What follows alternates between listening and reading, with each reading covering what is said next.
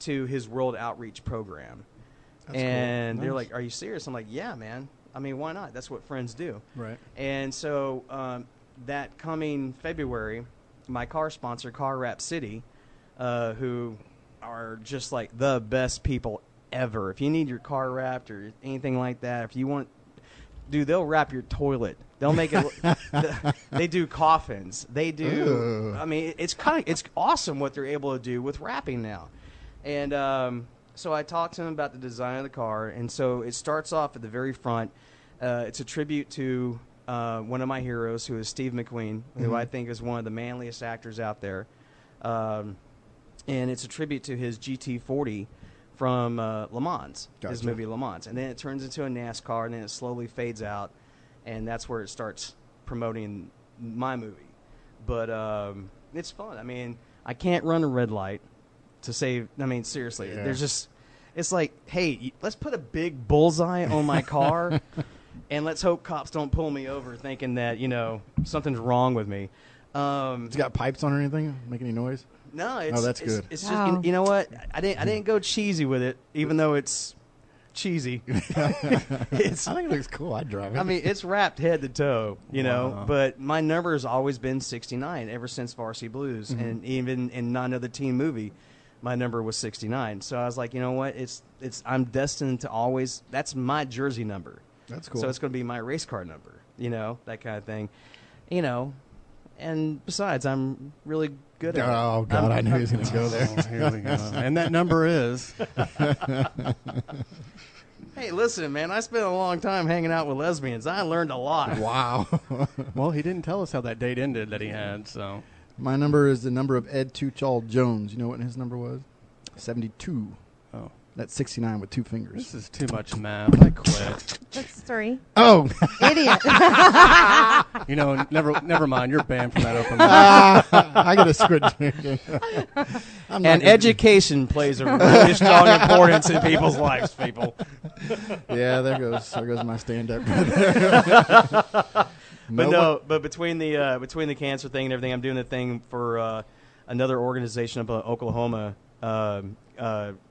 for children abuse, and it's called Night Out with the Stars, and it's me and several other celebrities and stuff like that. And I mean, it's like we got a lot of stuff going on, but I'm still pretty much focused on here in Texas and trying to get these movies made and helping getting people to the next level. In fact, I actually started an acting class last year. And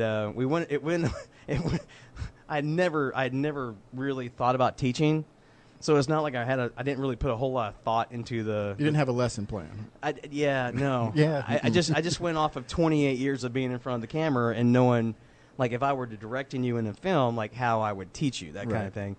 And apparently, most of my students referred me as being mean all the time, because I really am strict. But it was under the title of Ron Lester's Boot Camp. Oh, man. And to be honest, it just didn't. I didn't like it too much. But I was like, okay, cool. We'll just do it.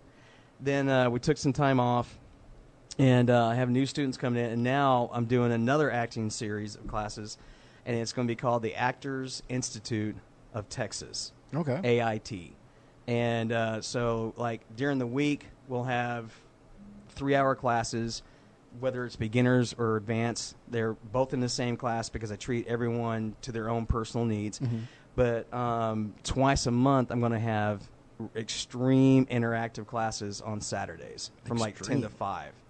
So it'll be intensive. It'll be like, if you're not really into getting to the next level, these are not going to be the classes for you. Gotcha.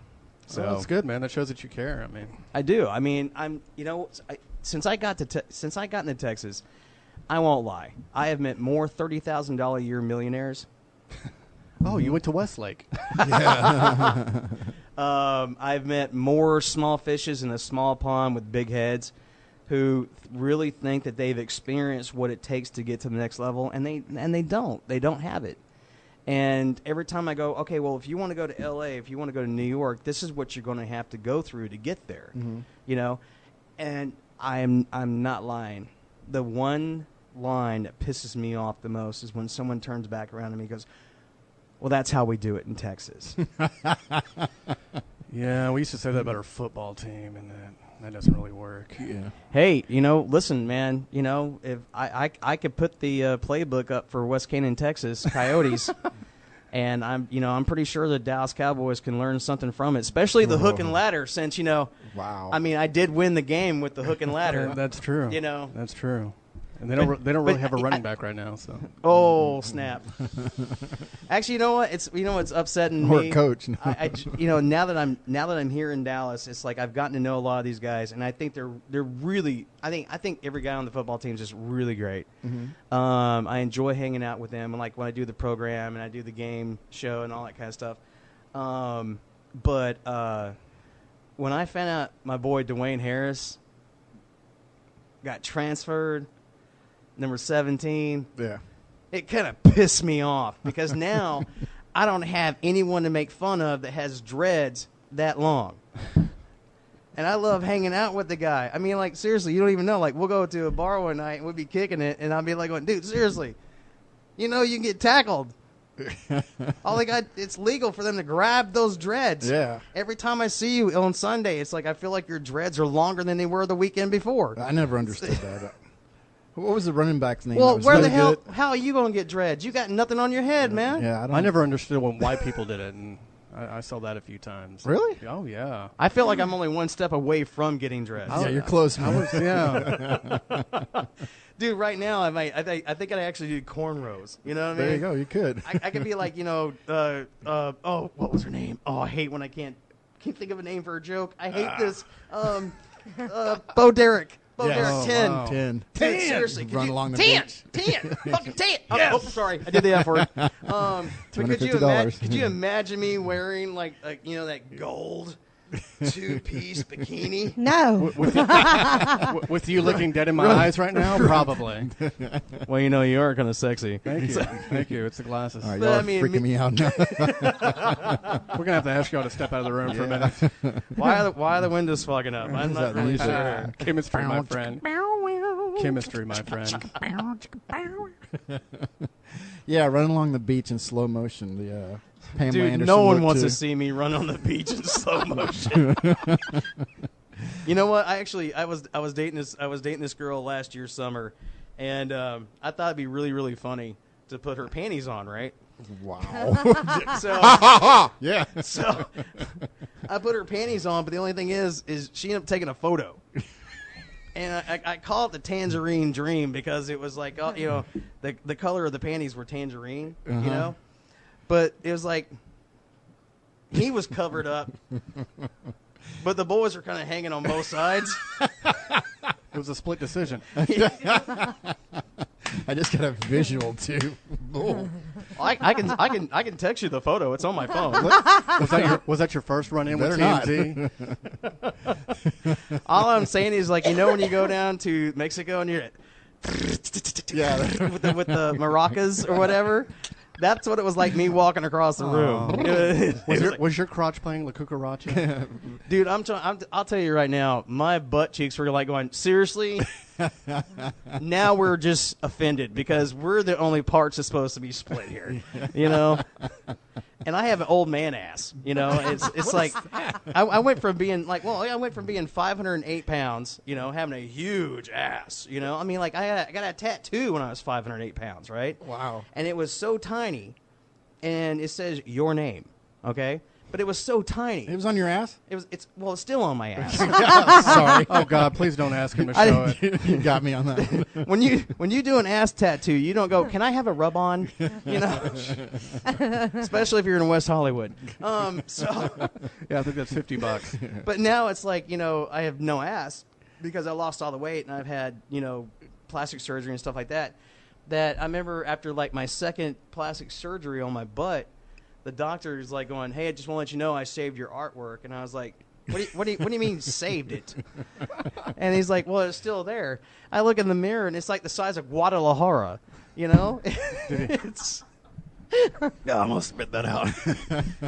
Did you get that? That's a soundbite. it was so tiny, Now I can put neon on it, and you can see it from space because my ass is so white. Did the surgeon take a selfie next to it? That'd have been nice. Oh, he took a selfie by something else. I'll tell you that. Ooh. I don't even want to know.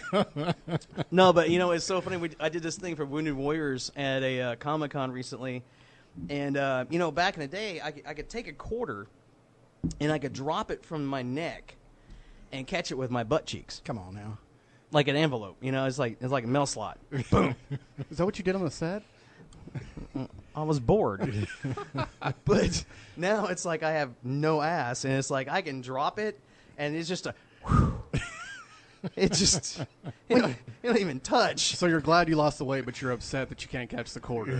Well, I went from being hung like a thumb to a Red Bull can, so I can't be completely upset.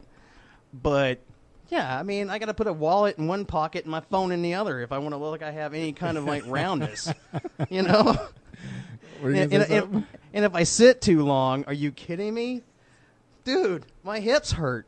Wow. There's no padding. There's no woman coming up going, that's a nice ass. Let me grab it. There's no one's copping feels. Would they do that when you were 508 pounds? Baby, they cop feels everywhere. Wow. Okay.